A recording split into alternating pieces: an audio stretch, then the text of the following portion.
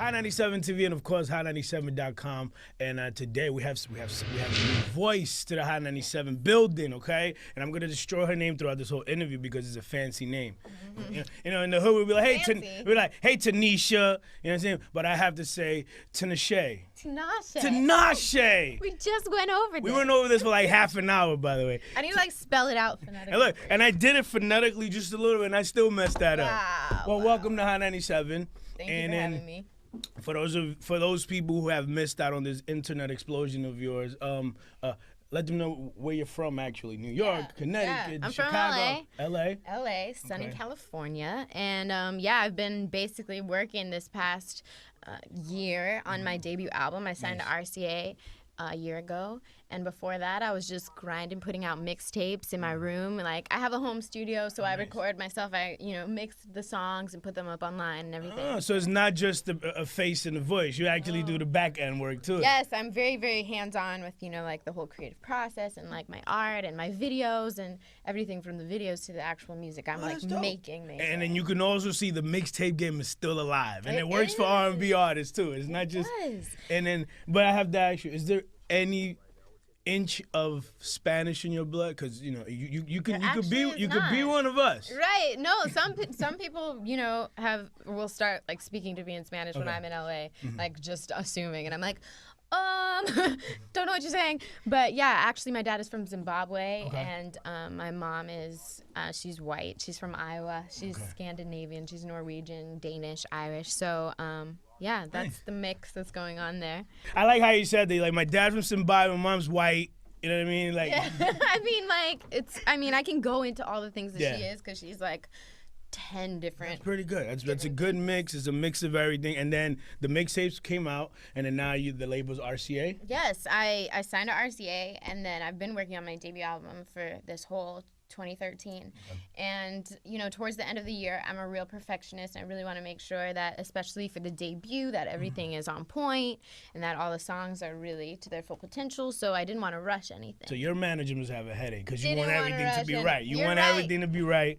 I do. Okay. And Kev's phone over at RCA is always ringing. Very particular. So we've been working, and I knew that the album probably wasn't ready to come out this year, but I still wanted to give my fans something this year, because I'd kind of promised them, Definitely. I'm putting out some music, and I think integrity with your fans is an important thing.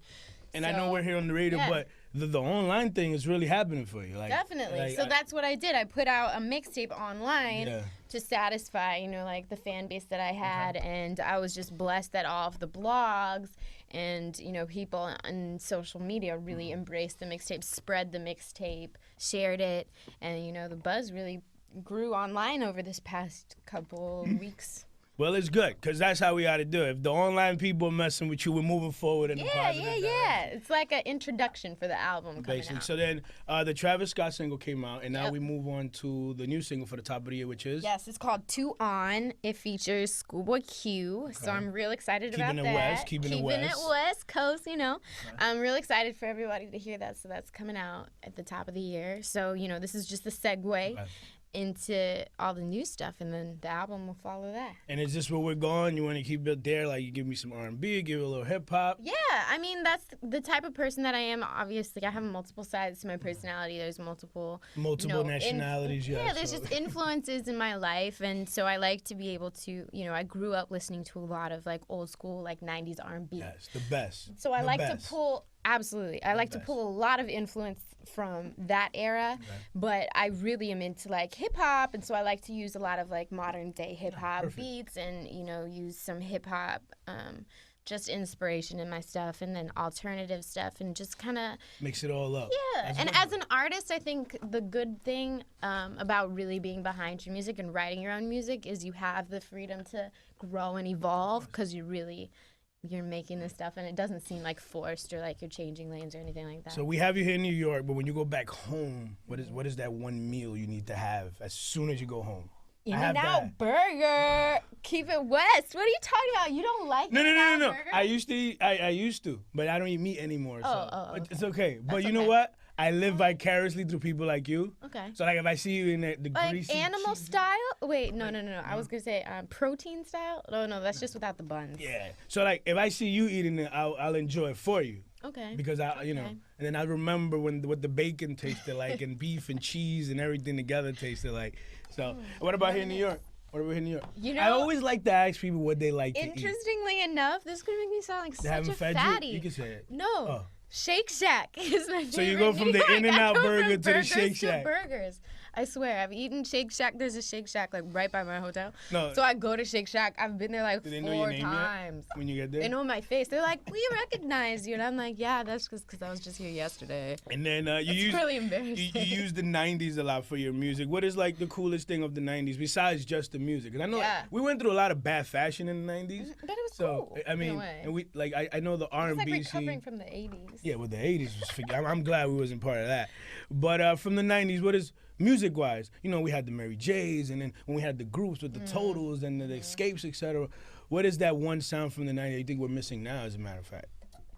I think we're missing just, the whole vibe that 90s stuff gave, in the sense that it was pop and it appealed to pop, but it was still rooted in R&B. And, there was all of those crossovers and, people collaborating with hip hop and with R&B. And I think it was just really a magical time in R&B music. Definitely. So, yeah, I think the whole era, all of that, the, Janet Jackson vibe, the Aaliyah vibe, all that stuff just needs to come. Yes, and the Aaliyah right vibe, on I that. actually saw a picture of you, and you had the Aaliyah thing going on. Oh, 'cause yeah. With the stomach out and all that, and I was like, I see where we're going with it. She's bringing that back. She's bringing that soul back. Yeah, I mean, I like to take that. Interestingly enough, like growing up, I never really listened to her. Okay. But recently, I was, more introduced into her music and stuff, and just her as a character. And people always kind of have, thrown that kind of comparison out there. But I think that's because people always like to just box you, categorize Right away, you they're in gonna with grab you and something. throw you. So you with look like, you something. sound like, you walk like. Right. you talk like. And so I wouldn't say that that's like, I'm not trying No. to do that in any way, sense or form, but I think that we have similarities in the sense that she liked to dance,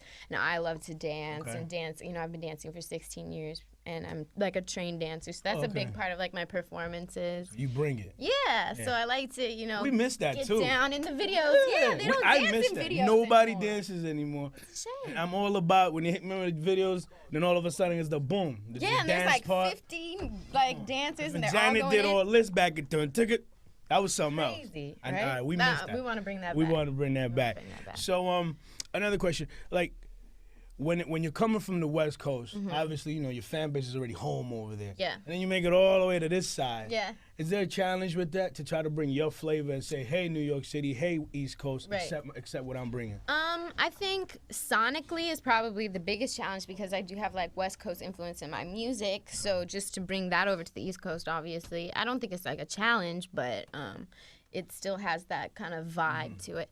But luckily for me, I think, is that we have social media nowadays. It's like your best So it's friend not, these days. you're not so isolated by region. Okay. So I have been able to kind of just be able to get in touch with kids from not only across the United States, but across the world. Like I have Team Tinashe UK, Team Tinashe South Africa, Team Tinashe Japan. So just to be able to, reach out to kids in all those different places, hear what they respond to be able to actually have conversations with those people. That's the really dopest part about social media. Perfect. Yeah, you just got to take it and spread it as much as possible. Because I always tell people the plan is, you start in your bedroom singing, and then people accept you, and then the plan is to get out of there. Right, yeah. Go worldwide with it. Right. You can't stay too local. Right, absolutely.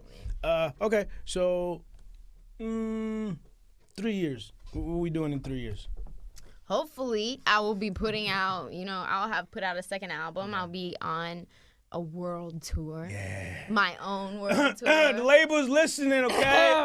Selling out stadiums, because I really, that's the end game is to just, be on top, to win some Grammys, to, win some awards, really be about this. Like, this isn't just for temporary. And then when you're on the road, you throw yourself in that hotel room bed, what we putting on the free TV in the hotel? What's like your thing? I'm a newsie. I like watching the news. I like watching music. And sports. That's me. Yeah. I mean, I go straight to like the entertainment TV. I'm not even gonna lie. That would be like guilty pleasure. Like, like MTV. Okay. Those are the hotel TV That's what channels. keeps Or you. late night, I may watch some like Adult Swim because I love a good cartoon. Adult Swim will keep you up at night. You're right, it will. And then the thing is with Adult Swim, you're watching and you're like, I'm really laughing at this. Like, I really like this show right now. Yeah, I love cartoons though, so it's sometimes just fun. Yeah, I still watch my Batman once in a while. Once in a while, You got to get that in. So, well, let the world know how to get in touch with you and how they can say hello to you real quick. Well, my website, tinashenow.com, has the links to, all of the above. But on Twitter, my Twitter handle is just Tinashe. For those who don't know how to spell my name, it's Tinashe. Got it? Like Make sure we put that on the screen so we can help out. All right. We won't keep messing up her name. So Twitter.com/Tinashe. Instagram, it's actually Tinashe Now. Because Tinashe was taken. Who did that? This guy. A dude? A dude. What does he do? He has my same name. It's like a common name in Zimbabwe. But for a dude? Yeah, but for I will give you the name because you're actually carrying it well. Actually unisex. Got it. Okay. Well, we can't be that angry. Yeah. So it's with a now. You have to add the now. Tinashe Now is my Instagram. YouTube, Tinashe Now. And then, Facebook, Tumblr, all that stuff. You can There it is. Google me. Make sure you Google her and make sure you hit her on the Twitter and the Instagram and, of course, the top of the year.